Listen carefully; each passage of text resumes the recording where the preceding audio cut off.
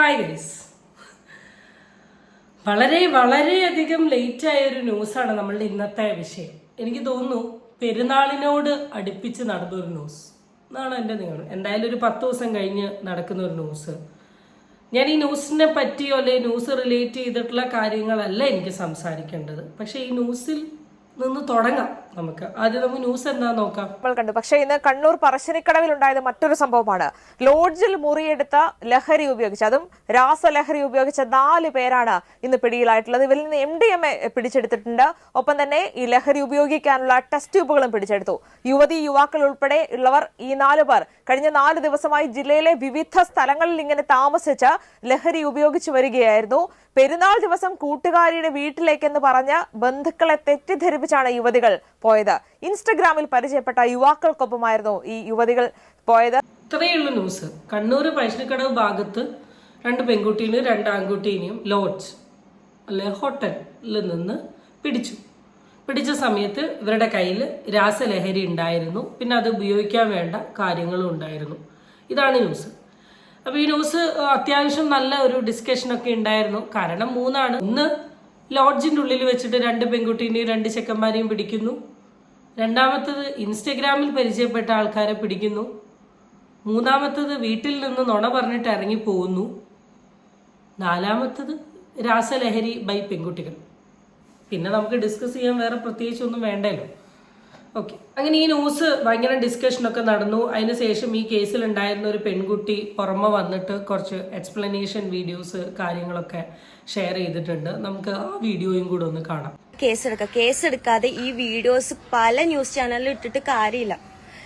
പിന്നെ എന്താ വെച്ചാൽ സർക്കാർ ഇങ്ങനത്തെ കൈക്കൂലൊക്കെ വാങ്ങിച്ചിട്ട് നിൽക്കുന്ന ആൾക്കാർക്ക് എന്തിനാ സർക്കാർ ജോലി കൊടുക്കുന്നൊന്നും അതൊന്നും എനിക്കറിയില്ല. എന്തായാലും എന്റെ പേരിലൊരു കേസോ കാര്യങ്ങളോ ഇല്ല. അങ്ങനെയാണെങ്കിൽ ഞാനിപ്പം കുറെ ആൾക്കാർ എനിക്ക് കമന്റ് ഇട്ടിട്ടുണ്ട്, ഞാൻ ജയിലിലാണ്, ഞാൻ അവിടെയാണ് ഇവിടെയാണ്, അങ്ങനെയാണ് ഇങ്ങനെയാന്നൊക്കെ. ഞാൻ എന്റെ വീട്ടിൽ തന്നെ ഉള്ളത്. അല്ല പോലീസുകാരും പിടിച്ചിട്ടില്ല, ഒന്നും പിടിച്ചിട്ടില്ല.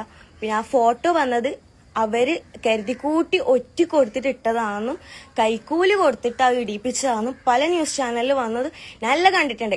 ഏകദേശം 3-4 മിനിറ്റ് ഉണ്ട്. ഞാൻ ഫുള്ള് പ്ലേ ചെയ്യുന്നില്ല. ഇത്രയേ ഉള്ളൂ. പെൺകുട്ടി പറയുന്നത്, ഒന്ന്, പെൺകുട്ടീൻ്റെ പേരിൽ കേസില്ല, കേസ് ഉണ്ടെങ്കിൽ എന്നെ അറസ്റ്റ് ചെയ്ത് ജയിലിലിടണ്ടേ, കൈക്കൂലിക്ക് വേണ്ടി ഉണ്ടാക്കിയിട്ടുള്ള ഒരു കള്ള കേസാണിത്.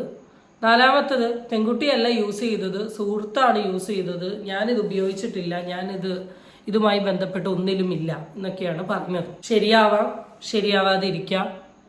പക്ഷേ ഈ പെൺകുട്ടി പറഞ്ഞതുമായി ബന്ധപ്പെട്ടിട്ട് പിന്നെ എക്സൈസുകാർ വന്നിട്ട് അതിൽ സംസാരവും കാര്യങ്ങളൊക്കെ ഉണ്ടാവുന്നുണ്ട്. അപ്പം എനിക്ക് ന്യൂസല്ല, അല്ലെങ്കിൽ എനിക്കിതിൽ പറയാനുള്ള കുറച്ച് കാര്യങ്ങൾ എന്താണെന്ന് വെച്ചാൽ, ഫസ്റ്റ് തിങ്, അൺനോൺ ഫ്രണ്ട്സ് എന്ന് വെച്ചാൽ നമ്മളിപ്പോൾ സോഷ്യൽ മീഡിയ പ്രൊഫൈൽ യൂസ് ചെയ്യുന്ന ആളാണ്. മെയിനായിട്ട് ഇപ്പോൾ ഇൻസ്റ്റഗ്രാം, ഫേസ്ബുക്ക് ഒക്കെ പോലെയുള്ള പ്ലാറ്റ്ഫോം. ഈ പ്ലാറ്റ്ഫോമിൽ നമ്മൾ നമ്മുടെ ഫോട്ടോസ് വീഡിയോസ് ഒക്കെ അപ്ലോഡ് ചെയ്യുന്ന സമയത്ത് നമുക്ക് അത്യാവശ്യം കുറേ മെസ്സേജ് റിക്വസ്റ്റുകളും ഒക്കെ വരാം. നമ്മൾ ഈ റിക്വസ്റ്റ് അക്സെപ്റ്റ് ചെയ്യാനുള്ള ചാൻസ് ഉണ്ട്, നമ്മൾ മെസ്സേജ് അയക്കാനുള്ള ചാൻസ് ഉണ്ട്, ഒക്കെ ഉണ്ട്. അപ്പോൾ ഈ മെസ്സേജ് അയക്കുമ്പം നല്ല സൗഹൃദങ്ങളും നമുക്കുണ്ടാവും, വളരെ മോശം പിടിച്ച സൗഹൃദങ്ങളും നമുക്ക്. അപ്പം അങ്ങനെ മെസ്സേജ് അയക്കുന്ന സമയത്ത് ചില സൗഹൃദങ്ങൾ നമ്മളെ മനഃപൂർവ്വം എക്സ്പ്ലോയിറ്റ് ചെയ്യാൻ വേണ്ടിയിട്ടായിരിക്കും. നമ്മളായിട്ട് കമ്പനിയായി ഫ്രണ്ട്ഷിപ്പാക്കി ചിലപ്പോൾ നമ്മളെ സെക്ഷുവലി അബ്യൂസ് ചെയ്യാനുള്ള ചാൻസ് ഉണ്ട്. ചിലപ്പോൾ നമ്മളുടെ ചാറ്റ്സ് അല്ലെ ഫോട്ടോസ് വീഡിയോസ് ഒക്കെ ലീക്ക് ചെയ്യാനുള്ള ചാൻസ് ഉണ്ട്. ചിലപ്പോൾ നമ്മളെ ഭീഷണിപ്പെടുത്താനുള്ള ചാൻസ് ഉണ്ട്. ചിലപ്പോൾ നമ്മളെ ഡ്രഗ് യൂസ് ചെയ്യിപ്പിക്കും. ചിലപ്പോൾ നമ്മൾ വിളിച്ച് കറങ്ങാൻ കൊണ്ടുപോയി ഏതെങ്കിലുമൊക്കെ സ്ഥലത്ത് പോകുമ്പോൾ അവരൊന്ന് ട്രൈ ചെയ്ത് നോക്കുന്നുണ്ട്, ഡ്രഗ്സ് തരാനുള്ള ചാൻസ് ഉണ്ട്. ഇങ്ങനത്തെ ഒക്കെ ചാൻസ് ഉണ്ട്. സോ ഇൻസ്റ്റഗ്രാമിലാണെങ്കിലും അല്ലാണ്ടാണെങ്കിലും സുഹൃത്തുക്കളെ തിരഞ്ഞെടുക്കുന്ന സമയത്ത് നല്ല സുഹൃത്തുക്കളെ തിരഞ്ഞെടുക്കാൻ ശ്രമിക്കുക. ഇന്നത്തെ ഈ ലോകത്ത് എത്ര പേരിത് യൂസ് ചെയ്യുന്നുണ്ട്, എത്ര പേര് ഇതിന് അഡിക്റ്റ് ആണെന്നുള്ളത് ആർക്കും പറയാൻ പറ്റില്ല.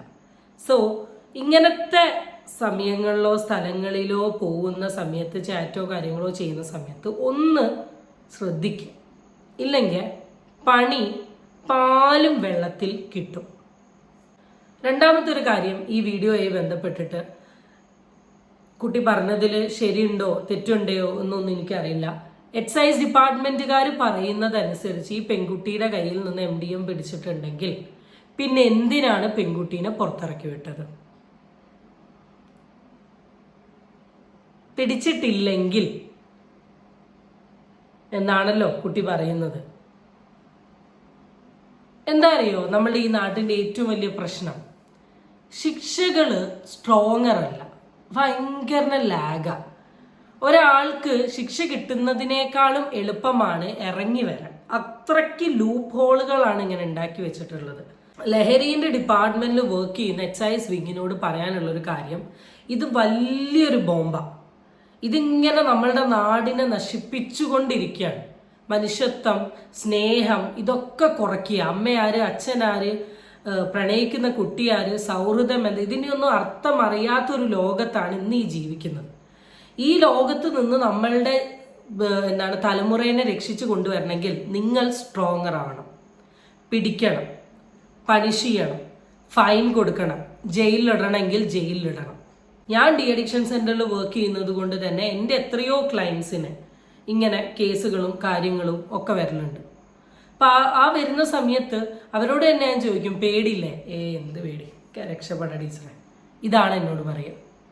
അത്രയേ ഉള്ളൂ, ആ വിലയേ ഉള്ളൂ. അതുകൊണ്ട് ഇനിയെങ്കിലും നിങ്ങളുടെ സൈഡിൽ നിന്നുള്ള ഓപ്പറേഷൻ കുറച്ചും കൂടെ സ്ട്രോങ്ങർ ആവാം. മൂന്നാമത്തെ തിങ്, എൻ്റെ ഒരു സംശയം എന്താന്ന് വെച്ചാൽ, ലോഡ്ജ് മുറിയിൽ എങ്ങനെ എക്സസൈസ് എത്തുക? ഇപ്പം ഇവര് നടന്നു പോകുന്ന വഴി എങ്ങാനും പിടിക്കോ, അല്ലെങ്കിൽ ഒരു ചെക്കിങ്ങിന്റെ ഇടയിൽ പിടിക്കോ എന്നൊക്കെ പറഞ്ഞാൽ ഇറ്റ് വാസ് ഫൈൻ. ഇതൊരു ലോഡ്ജ് മുറിയിൽ ഇങ്ങനെ ഒരു കാര്യം നടക്കുന്നുണ്ട് എന്നുള്ള ഒരു ഇൻഫോർമേഷൻ പാസ്സായത് കൊണ്ടാണല്ലോ അവരെത്തിയിട്ടുള്ളത്. അപ്പം ആ ഇൻഫോർമേഷൻ പാസ് ചെയ്യണമെങ്കിൽ ആ കൂട്ടത്തിലുള്ള ആരെങ്കിലും അല്ലേ ആവും. ഇതാണ് ഈ ഡ്രഗ്സിൻ്റെ ഏറ്റവും വലിയ പ്രശ്നം. എന്നുവെച്ചാൽ ഈ ഡ്രഗിൻ്റെ എന്ന് വെച്ചാൽ ഇപ്പോൾ ഒരു ഏരിയയിലുള്ള ഒരു കുട്ടീനെ ഇവർ കണ്ടുപിടിക്കും, സെലക്ട് ചെയ്യും. എന്നിട്ട് അവൻ ആദ്യം ഡ്രഗ്സൊക്കെ കൊടുക്കും. എന്നിട്ട് അവൻ ഇത് ഉപയോഗിച്ച് കുറച്ച് കഴിയുമ്പം നൈസായിട്ട് ഇവൻ എന്ത് ചെയ്യും, കാരിയർ ആക്കും. പിന്നെ അവനെ സെല്ലറാക്കും. പിന്നെ അവനെ ഏജൻ്റ് ആക്കും. ലാസ്റ്റ് ഇവനെ അങ്ങ് ഒഴിവാക്കും. ആ ഒഴിവാക്കാൻ യൂസ് ചെയ്യുന്ന ഐഡിയ ആണത്. അവനെ തന്നെ പോലീസോ ആരെങ്കിലും വഴി അങ്ങ് പിടിപ്പിക്കുക. ഇതാണ് ഈ ലോകത്ത് നടക്കുന്നത്. നിങ്ങളൊന്ന് പുറത്തോട്ട് ഇറങ്ങി ഒന്ന് കാണാൻ ശ്രമിക്കുക. 20s ആണ്, ഡെവലപ്മെന്റ് വന്നു, മാറ്റങ്ങൾ വന്നു, ജീവിതം മാറി, സ്റ്റൈല് മാറി, എല്ലാം അക്സെപ്റ്റ് ചെയ്യുന്നു, ഇല്ലാന്നല്ല പറയുന്നത്. പക്ഷെ അറിഞ്ഞുകൊണ്ട് കുഴിയിൽ പോയി വീഴാണ്ടിരിക്കാൻ ശ്രമിക്കുക.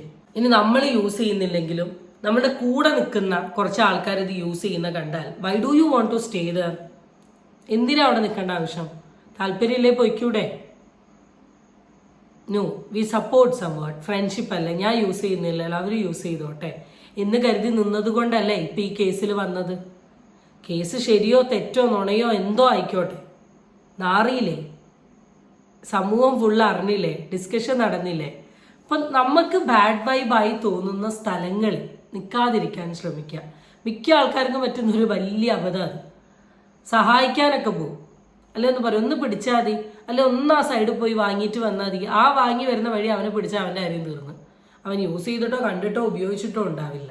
ശരിക്കും പറഞ്ഞാലേ നമ്മളുടെ ഈ ഇൻ്റലിജൻറ്റ് ഐക്യു ഇല്ലേ, ഐക്യുവിനേക്കാളൊക്കെ വലിയ കുറേ ക്യൂകൾ ഈ ലോകത്തുണ്ട് കേട്ടോ. ഈ ബുക്കിഷ് നോളജ് ഒന്നുമല്ല, സാമൂഹികമായ കുറച്ച് തിരിച്ചറിവും ബോധവും ബോധ്യമൊക്കെ വേണം. എങ്ങോട്ടാണ് പോകുന്നത്, ഇതിലെ പോയാൽ പണിയാണോ, പണി കിട്ടുമോ എന്നുള്ളത്.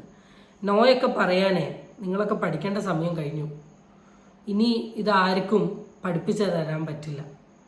ഇപ്പം ഈ സോഷ്യൽ മീഡിയയിൽ വന്ന് ഇത്രയും വീഡിയോ ഇട്ട് വളരെ സ്ട്രോങ് ആയിട്ട് ബോൾഡായിട്ട് ഈ കാര്യം സംസാരിക്കുന്നതിൻ്റെ ഒരു പകുതി സമയം മതിയായിരുന്നു ബാഗ് കൊടുത്തിട്ട് ആ റൂമിൽ നിന്ന് അപ്പുറത്തെ റൂമിലോട്ടോ ഇപ്പുറത്തെ റൂമിലോട്ടോ ഇറങ്ങിപ്പോവാൻ, അല്ലെ അവിടെ നിന്ന് തന്നെ ഇറങ്ങിപ്പോവാൻ, അല്ലെ നോ എനിക്കിത് ഇഷ്ടമല്ല, ഞാനിത് യൂസ് ചെയ്യില്ല, ഞാനുള്ള പ്രസൻസിൽ നിങ്ങളിത് യൂസ് ചെയ്യരുത് എന്ന് പറയാം. സോ ലേറ്റ് ആവുന്നതിനനുസരിച്ച് പണി നമുക്ക് കിട്ടും എന്നുള്ളൊരു തിരിച്ചറിവും കൂടെ ഈ വീഡിയോയിൽ കൂടി ഉണ്ടാവട്ടെ. So guys, bye, stay tuned for the next video. Tata, bye by.